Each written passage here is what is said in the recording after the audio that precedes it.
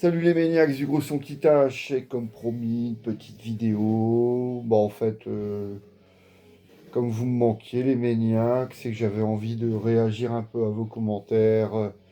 Eh bien, je vous propose un vinyl tag, donc je vais répondre et réagir à ce que vous pouvez bien me raconter, les maniaques. En tout cas, c'est toujours un réel plaisir de vous retrouver, hein. Comme d'hab, vous pouvez en être certain. Et donc j'ai vu le premier commentaire en fait, Double XGF qui me demande pourquoi le CD de Enfame, le groupe japonais Nucleus, paru sur le label Nuclear Blast en 2019, est en évidence. Bon en fait c'est tout simple. Je suis tombé sur un os, en fait je rangeais mes disques et entre Angel Corps et Anthrax, il doit y avoir Enfame. Et j'avais plus de place pour le mettre, donc je l'ai posé ainsi en évidence, mais ça aurait pu être un autre groupe, n'importe quel autre disque. Mais voilà, donc comme j'avais plus de place, il a bien fallu me caser quelque part. Et je devrais faire ça en fait sur toutes mes cases. C'est ce que je faisais d'ailleurs à une époque. Je mettais les disques, en général les gros classiques ou les disques que je venais d'écouter. Mais ouais, bon. Apparemment, le derrière ça plaît, hein, cette présentation-là, avec les tours de CD, qui est un format que j'apprécie beaucoup, évidemment, hein. Donc voilà, Double X Jeff, je t'ai répondu. Pierre et ses problèmes, ça. Samo, qui apprécie les vinyl tags, donc j'espère que tu apprécieras celui-là. Vous avez été nombreux à réagir à ma vidéo concernant mes quelques collecteurs de Kiss. Parce que bon, c'est une petite collection de Kiss, hein, par rapport à certains, c'est pas. Je suis un petit joueur, hein, n'est-ce pas, fan de rock'n'roll. Sympa ce spécial Kiss, je vais jeter un œil sur les pressages, ben ça c'est bien. Si vous faisiez pas attention à la provenance de vos disques, ou tout du moins la matrice qu'il y a autour du sillon, voilà, ça vous permet de savoir exactement d'où vient ce disque, combien il vaut également via Discogs. Sinon, le collectionneur un peu fou, bah voilà, je demandais, ces fans de rock'n'roll avec plein de Calax remplis de disques. Je n'ai pas 3 ou 4 Calax de Metallica, mais je ne dis pas combien parce que c'est indécent. Ouais, c'est comme quand on me demande combien j'ai de disques, j'aime pas, enfin voilà. C'est con parce que bah, je vous montre quand même une partie de ma collection, mais non. Mais quand je vois fan de rock'n'roll, ça va, je suis rassuré. Il a beaucoup plus de Calax de Metallica que les 3 ou 4. Mais par contre, 3 ou 4, c'est ACDC. Et 6, c'est Motorhead. 6 Calax Motorhead, 6 cases Motorhead, ça fait à peu près du. Ouais, tu dois avoir des coffrets, donc je sais pas, tu dois avoir au moins 300, 350 pièces. Sinon, Calax, Maxi et album, on peut en mettre 80 par case à peu près. Donc, si c'est que des albums ou des Maxi Motorhead sans les coffrets, ça fait du 480 références de Motorhead. Moi, j'ai une case et je suis content. Et je suis content. Pour voir ma collection, elle est partie sur TrackTrack. Coucou Guillaume, bah oui, Guillaume qui a lancé son application et Guillaume de Vinyl Actu, hein. Il m'a envoyé une invitation à me connecter, à créer mon compte sur TrackTrack. Et comme je suis une quiche en informatique, Guillaume, si tu m'entends, mais de toute façon, il faut que je te contacte, il faut que je le fasse. Et donc, son avatar, c'est Metallica, il est facilement trouvable. Bah, j'irai voir ça, il faut absolument, mais c'est parce que j'ai plein d'autres trucs à côté, hein, j'ai plein d'autres trucs à côté.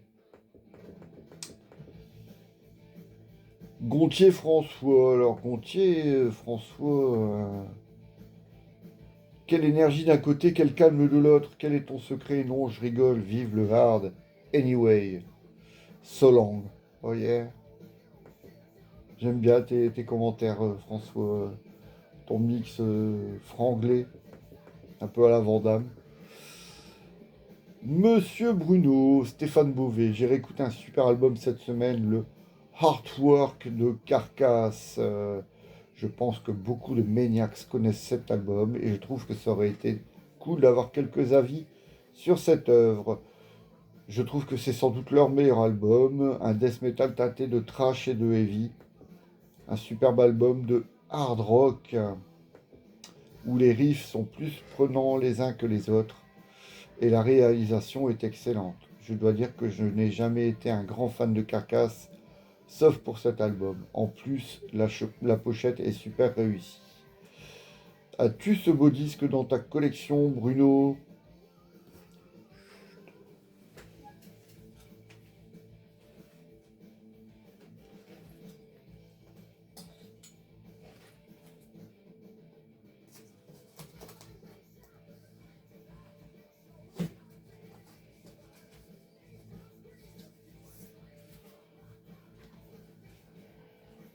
Là, je peux m'exprimer, il va falloir que je remette le micro-cravate, finalement, peut-être. Peut-être. Le voilà, le quatrième Carcass, paru au mois d'octobre, octobre 93, artwork avec la pochette.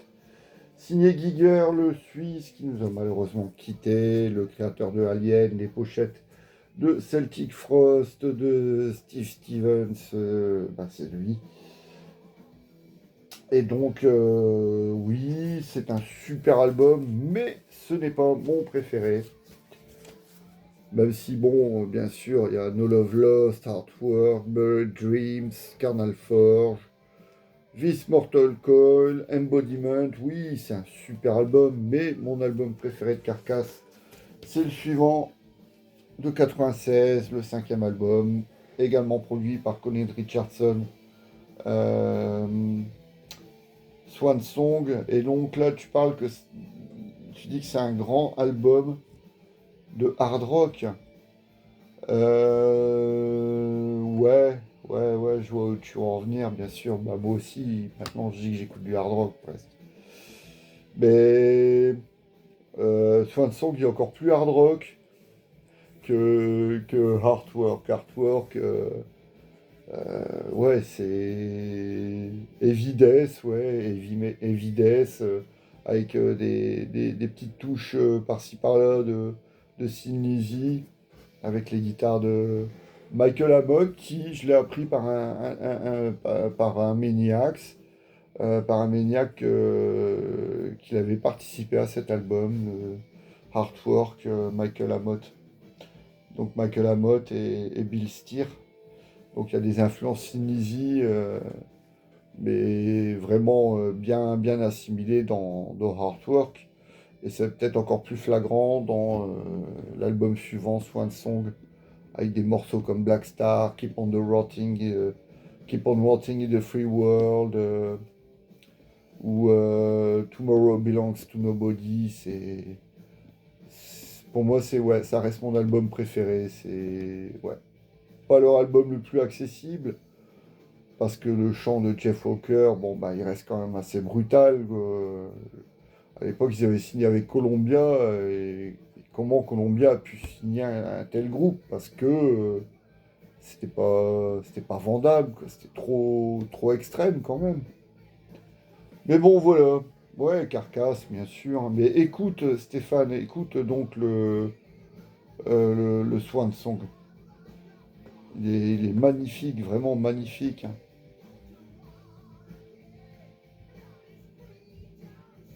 Gub, impressionnante ta collection de Kiss. Ce groupe est particulier pour moi, car j'ai acheté la cassette de Creatures of the Night après avoir vu le clip de I Love It Loud à la télé lors de mes vacances chez mes grands-parents à Agen. J'adore ce genre d'anecdote, pardon. Le lendemain du visionnage de cette fameuse vidéo, j'ai pris la tête à mes parents pour aller en ville et pouvoir faire cet achat. Cela a marqué mon premier achat métal et ma naissance en tant que hardos.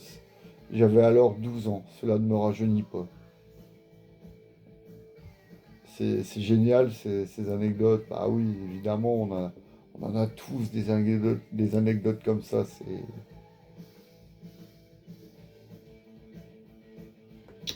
une bonne anecdote de maniaque.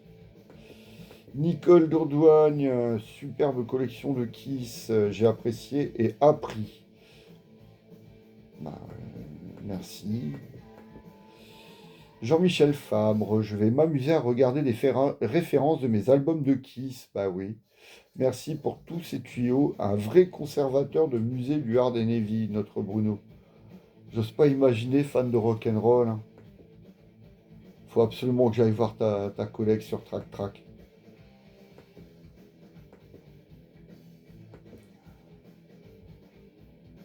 J'espère que vous entendez la musique. C'est pas trop fort. J'ai l'impression que la dernière fois, ça allait trop fort, en fait, le disque par rapport à ma voix. Donc, faut trouver le juste milieu. Mais j'espère que vous avez reconnu cet immense classique.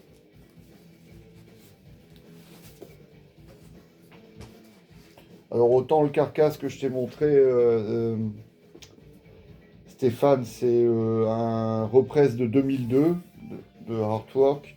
Donc là, bien sûr, c'est l'original, mais bon, il a été pressé tellement d'exemplaires ont été pressés de ce disque, le 5e Iron Maiden qui va fêter ses 42 ans au mois de septembre prochain. Power Slave, un immense classique qu'on ne présente plus. Même les morceaux sous-côté, Flash of the Blade, The Duelist, Back in the Village, ils sont bien.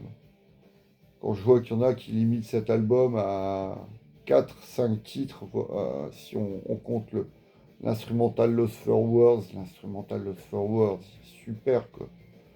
Mais bon, limiter cet album à 2 Minutes to Midnight, This Is I, Power Slave et Rime of the Ancient Mariner, c'est un peu exagéré. Hein. Non, tout l'album est bon. Tout l'album est bon. Les premiers albums enregistrés avec le même line-up en fait. Cyril Masson avait deviné Kiss, bien sûr, I Want You. Samo, sacrée chouette collection, Kiss que tu nous montres là. Et ce n'est qu'une petite partie, ouais, non. Bah voilà, on parlait de Kallax. J'ai 2 Kallax et demi consacrés à Kiss. Et en sachant qu'il y a 2, 4, 5 coffrets, plus les off de soundboard, bah, je dois avoir une centaine, 100, 120 références de Kiss en vinyle. Ça va, c'est une belle collection, mais je suis un petit joueur. Et d'ailleurs, tu parles de Alain Formy, un Suisse. Il doit sans doute avoir une des plus grosses collections Kiss au monde. Il parle le français, et ça vaut vraiment le coup d'aller regarder sur YouTube. D'ailleurs, je te conseille la vidéo de Maxwell, Relica Kissman, qui est un YouTuber que j'aime bien, mais beaucoup d'autres sont venus filmer sa collection. Ouais, j'ai déjà vu hein. Les fans de Kiss, les die-hard qui ont vraiment beaucoup de choses, qui ont une maison ou une pièce complètement, entièrement consacrée à ce groupe. Il y en a un paquet, hein. Il y en a un paquet. Et des fans connus, hein. Sébastien Bach par exemple, avant les inondations en 1996, il y avait une collection de Kiss de taré, il a tout perdu dans une inondation. Et après, Dimebag Darrell, Scott Ian, à mon avis, il doit être bien fourni en Kiss. Puis après, ouais, en Europe, il y a un Autrichien aussi qui est bien furieux, hein, qui est bien furieux.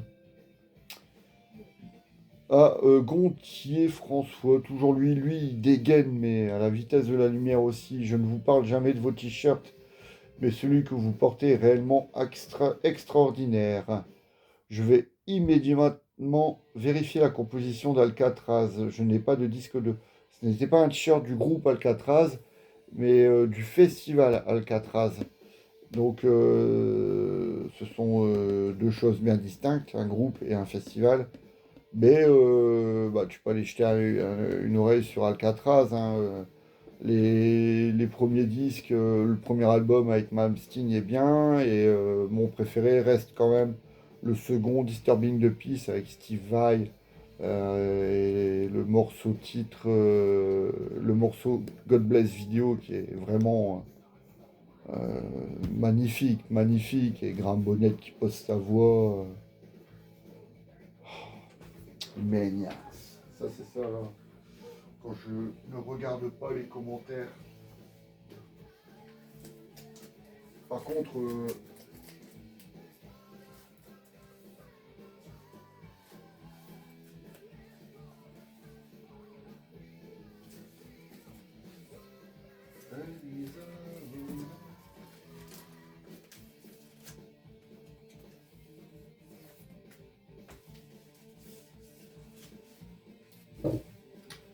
Par contre, ouais, il y a un nouvel Alcatraz avec Jimmy Waldo, Gary Shee, mais sans euh, Graham Bonnet, avec Doogie White, et ça, je boycotte, hein. Pour moi, Alcatraz, la voix, c'est Graham Bonnet. Donc, le premier album, bien sûr, avec Ingrid Malmsteen, débutant. Où se trouve-t-il? Il est là. Déjà avec ses tiaques blanches. Nos paroles from rock'n'roll, avec les classiques Hiroshima mon amour, Jet to Jet, paru en 83. Donc là, Island in the Sun, qui était sorti en single aussi. Ça, c'est un maxi single, hein. Trois titres de Nos paroles from rock'n'roll sur un maxi. Ils auraient pu quand même sortir un inédit, hein, ça aurait été bien. Le Live Sentence, sorti apparemment uniquement au Japon à l'époque. Et remixé par Les Claypool. Donc, serait-ce le producteur de Suicidal Tendencies et surtout le bassiste de Primus, bassiste chanteur, hein. Et donc, voilà mon album préféré, Disturbing the Peace, avec l'éternel, l'immortel God Bless Video. Mais il y a des super titres, hein, dessus, et Steve Vai, il joue super bien. Et le dernier, avant la séparation, l'année d'après, Dangerous Games, avec encore un nouveau guitariste, Danny Johnson, qui remplace Steve Vai. Et là, c'est vraiment ambiance années 80, bande originale de film garantie, hein, la batterie, les guitares, ça sonne vraiment. On se croirait presque dans une bande originale de films comme euh, Top Gun ou n'importe quel Stallone de l'époque, hein. Mais voilà, donc Alcatraz, le t-shirt que je portais, c'était pas le groupe. Sinon, je continue ton message, hein, François. Je vais immédiatement vérifier la composition d'Alcatraz. Manifestement, je suis un maniaque régulier. J'étais très actif au début et je parle de vous à chaque coin de rue. C'est une blague, quand même. C'est une blague. Ton profil serait-il fake? Sacré François. Très belle collection qui, je suis sûr, n'est pas terminée. Alain Toto, concernant Kiss. Bah si. Je me suis beaucoup calmé concernant Kiss, hein, parce que bah depuis ouais, en fait en 99 quand ils sont venus pour Psycho Circus, je les ai trouvés vraiment en petite forme. Ace Frehley qui était un peu, ouais, il enchaînait beaucoup enfin il enchaînait les pains, il faisait beaucoup d'erreurs, je trouve. Peter Criss qui était fatigué. Et puis ce show en 3D, j'ai pas été convaincu outre mesure.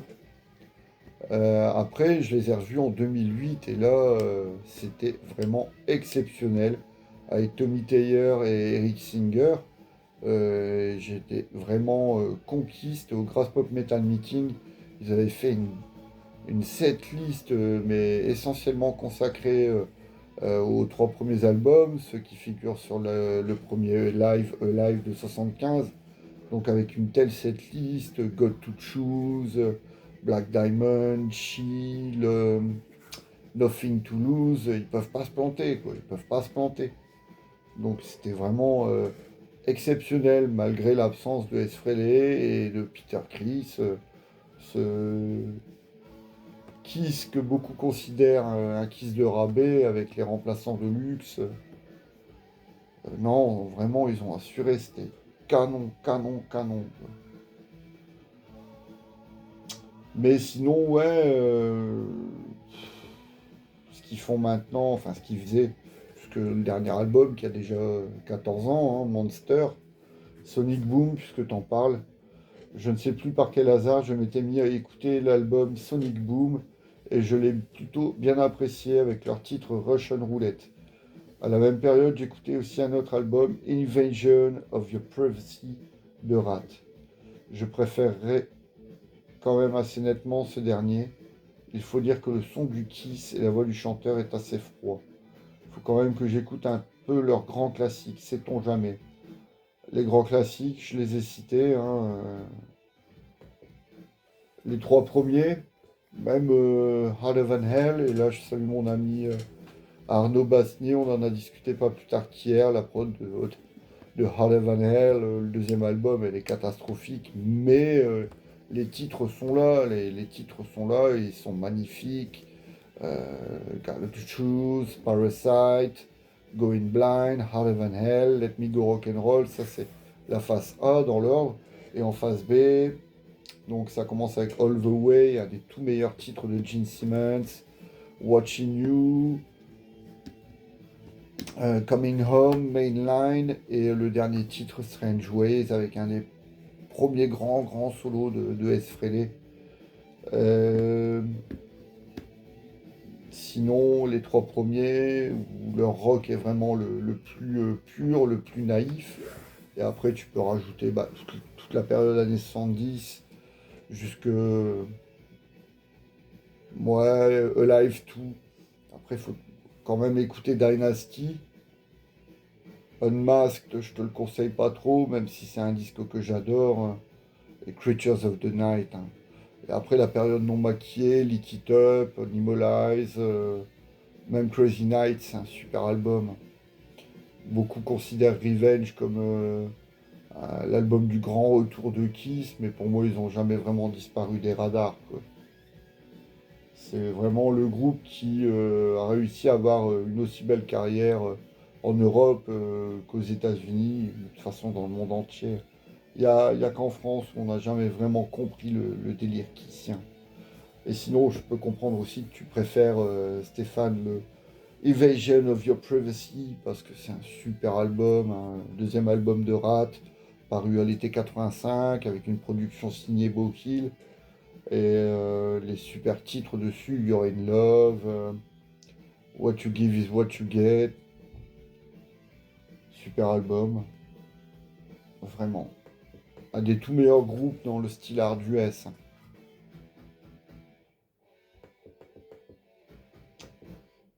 Francis qui réagit aux commentaires, justement. Si le son et le chant étaient froids, c'est qu'il n'y avait pas de chauffage dans le studio pendant l'enregistrement.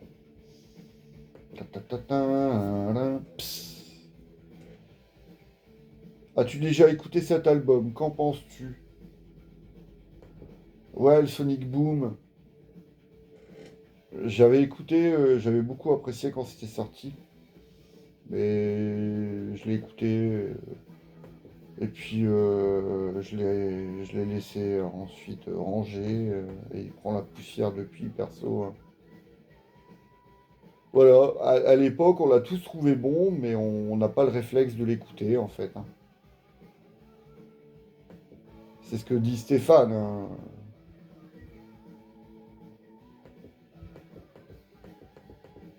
Je possède cet album en CD et à l'époque, je l'ai trouvé bon. Voilà, à l'époque, on l'a tous trouvé bon. Finalement, bah, il a vite pris la poussière. Excusez-moi les maniacs. Yes, le temps de changer la phase de disque. Back in the village.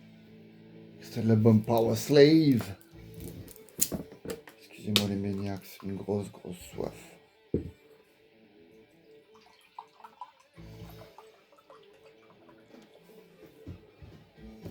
On n'est pas bien, Tintin? Moi, je savoure chaque instant, chaque instant.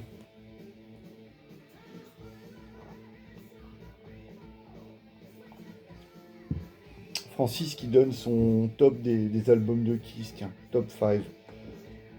Dynasty Unmasked, Destroyer, Creatures of the Night, Lick It Up, tu vois. Bah, pour lui, Dynasty, c'est le meilleur de Kiss. Je peux le comprendre parce que les meilleurs titres de Paul Stanley sont sur cet album. Alors tout le monde va dire ah, Still a Love, Detroit Rock City, Love Gun. Oui, il a composé énormément de classiques. Got to Choose, c'est lui sur Harder Than Hell, Room Service, même si c'est pas un classique. Sur Grace to Kill, c'est un titre de Paul Stanley que j'adore. 100,000 Years. C'est vrai que c'est lui qui a composé tous les gros classiques de la quasi-totalité de Kiss. Après, Gene Simmons aussi, bien sûr, I Love It Loud, c'est lui, Unholy. Mais pour moi, le compositeur de Kiss, c'est quand même Paul Stanley. Et sur Dynasty, il y a ses meilleurs titres, sur No Something, et surtout Magic Touch, hein, magnifique, vraiment, magnifique chanson.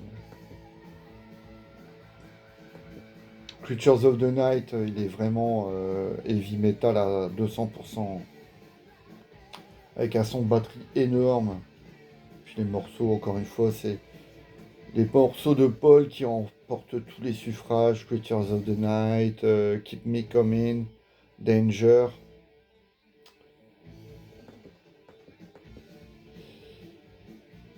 Donc voilà. Pour l'anecdote, Stéphane était en train d'écouter des titres de Motorhead, l'âme du hard rock and roll.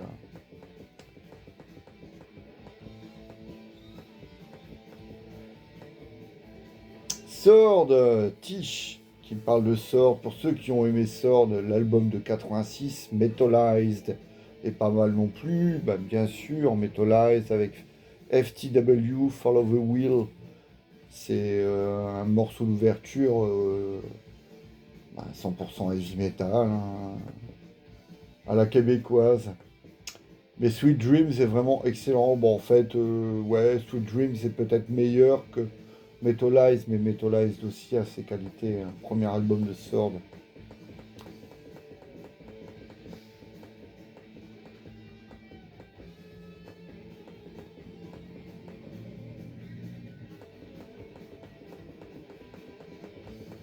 Ça y va, hein, les commentaires de Francis, Nicole, les Prums et compagnie. Mordu de vinyle.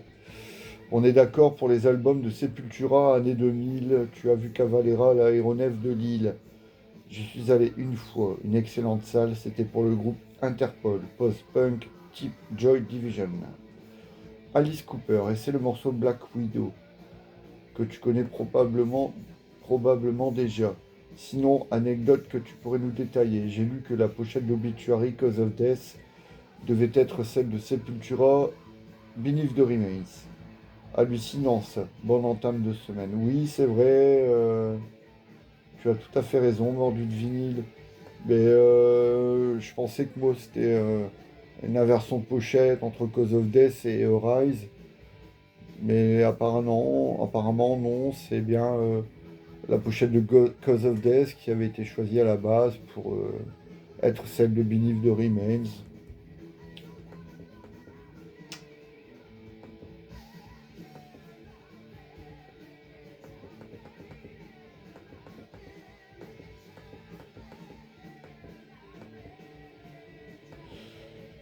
Alors, excusez-moi les maniacs. Yes, j'ai retrouvé. Alix Rose, vidéo que je me suis regardée en vidéo de Kiss en rentrant du concert de Anthrax et Maiden à Lyon. Je ne sais pas ce que tu penses d'Anthrax en live, on m'en avait dit beaucoup de mal ces derniers temps, mais j'ai été très agréablement surpris. Scott Yann était dans une forme olympique et Belladonna était intenable.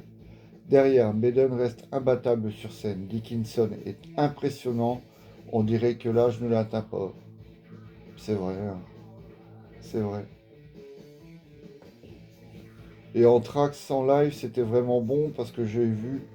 Ce que j'ai vu du concert du dernier Hellfest retransmis par Arte ne m'a pas motivé à aller les voir mardi prochain chez moi à Toulouse. Mister Boombastic. Du coup, j'hésite encore. Non mais c'est quoi ça? Donc le concert a eu lieu, c'était mardi peut-être? Lundi ou mardi? Et j'ai le maniaque Stéphane Blin, bien maniaque, qui, qui a été les voir à Toulouse et il a pu prendre une photo avec Scott Yann, donc c'est... Non pas Scott Yann, Scott Yann. Donc il a rencontré Scott Yann et ça c'est... Waouh! C'est toujours un grand moment d'émotion quand on rencontre son idole et Dieu sait que Stéphane est fan de Scott Yann et Anthrax. Donc oui, Mister Boombastic, il a vu le concert du dernier Hellfest retransmis par Arte. Ils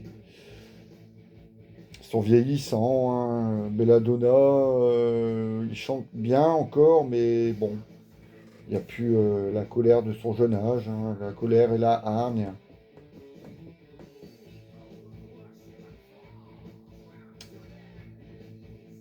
Alix Rose donc répond à Mister Boombastic. Honnêtement, j'allais au concert avec un mauvais a priori aussi, mais ils sont directement arrivés avec une grosse énergie en enchaînant les tubes. Je pense que ça vaut le coup. Bah voilà, hein. Ouais, s'ils font que des titres de leur période de gloire, ils peuvent pas se planter. Même si Charlie Bennant qui est pas là.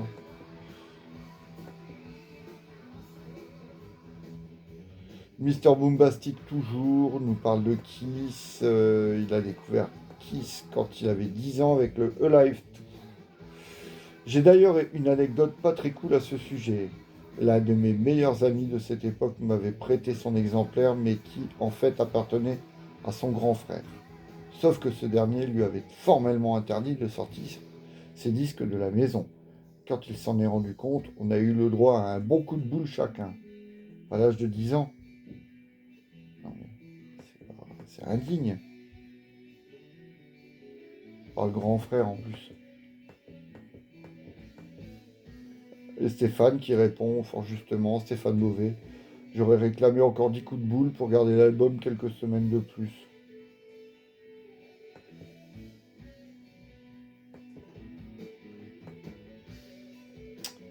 Fan de rock'n'roll, toujours fidèle, hein. Vous êtes bien fidèles les maniaques, ça me fait vraiment plaisir, hein. J'ai beau me répéter, c'est toujours cool, ça peut paraître hésitant. Je suis sur mon petit nuage hard rock et metal. C'est mon bonheur hebdomadaire. J'en ai d'autres, hein, des moments de bonheur, mais là c'est toujours un réel plaisir. Je connais un ami, Alain Bandicotte, qui a un appartement rempli de keys dans toutes les pièces. Il achète chaque réédition, bootleg, nouveaux CD, vinyle, de tous les musiciens, sans compter la montagne de merchandising, la plupart encore neufs, dans des cartons bien fermés. Il a participé 2 fois à la Kiss Cruise. Ah bah ouais, la Kiss Cruise. Ça c'est le rêve des die-hard de Kiss. Parce que c'était l'occasion de voir et d'entendre Kiss interpréter des morceaux rarement joués en live, euh, comme par exemple The Off de The Elder, Lover All I Can, enfin voilà, tous les morceaux vraiment obscurs que les die-hard réclament à corps et à cri depuis tant d'années, ben, il faut encore devoir débourser une grosse somme.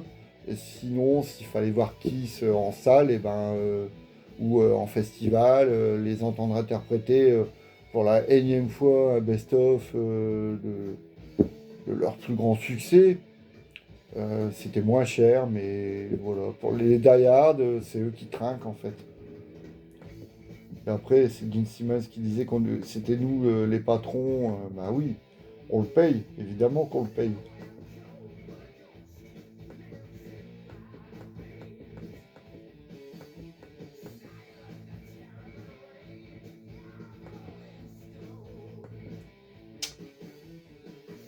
Joe Metal me parle d'un coffret CD de Sinister qui couvre la période de 1990 à 2010. Ouais, bon, t'as la totale, quoi.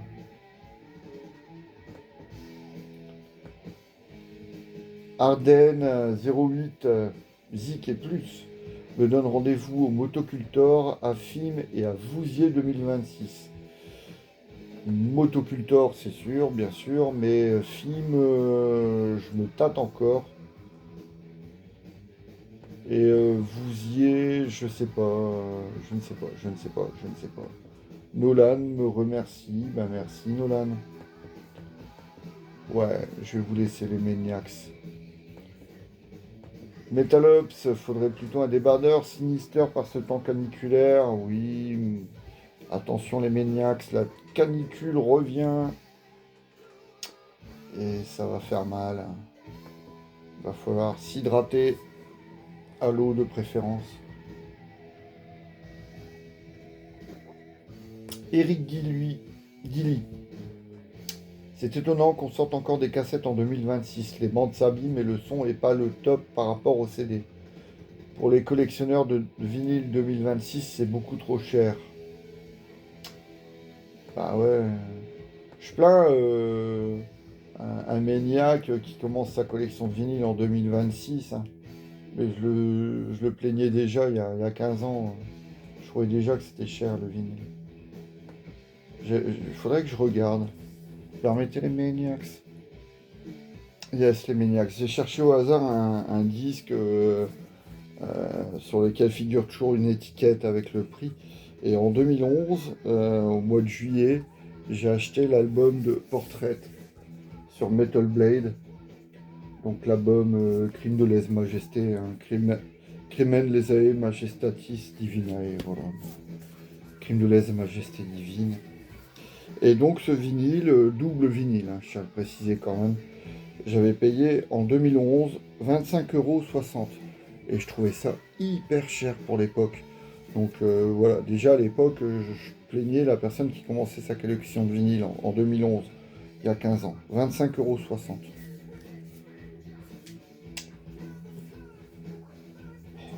Chef-d'œuvre, Rime of the Ancient Mariner. Un de mes grands regrets, c'est de ne l'avoir jamais entendu interpréter en live.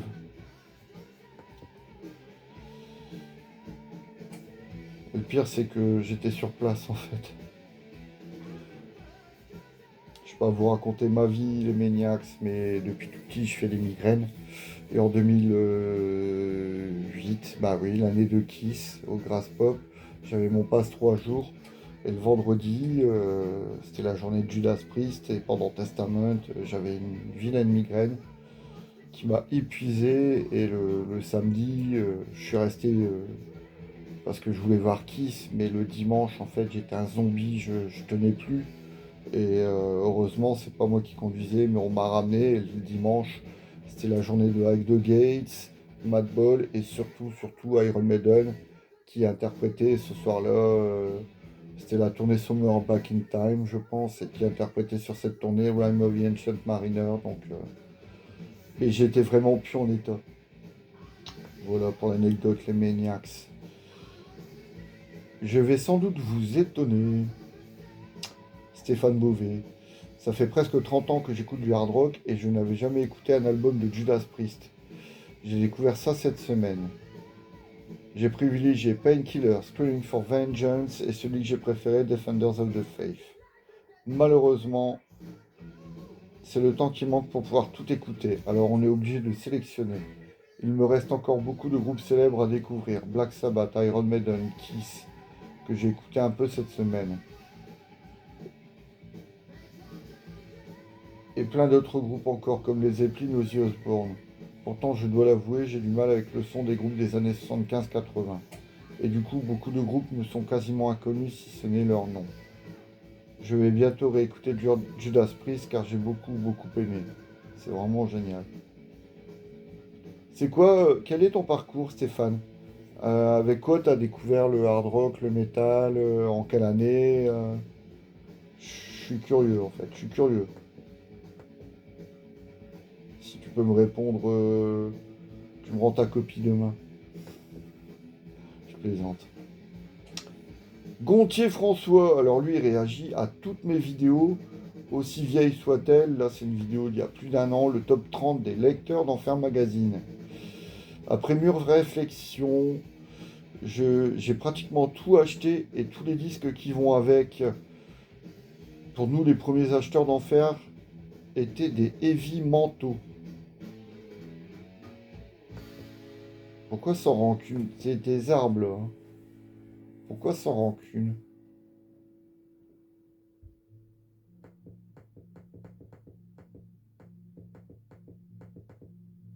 Ok les maniacs, allez, je vous laisse. Et je vous dis à demain, on se retrouve demain sans faute. Euh, on va parler de hard rock et de metal, forcément, hein. C'est quelque chose qui nous est cher. Prenez soin de vous, surtout, soyez heureux. Et excusez-moi encore pour les hésitations, mais j'avais vraiment envie de faire cette vidéo. Ça me tenait vraiment à cœur. Donc moi, je me suis éclaté, hein, comme d'hab. Allez, prenez soin de vous. Bonne soirée, à demain.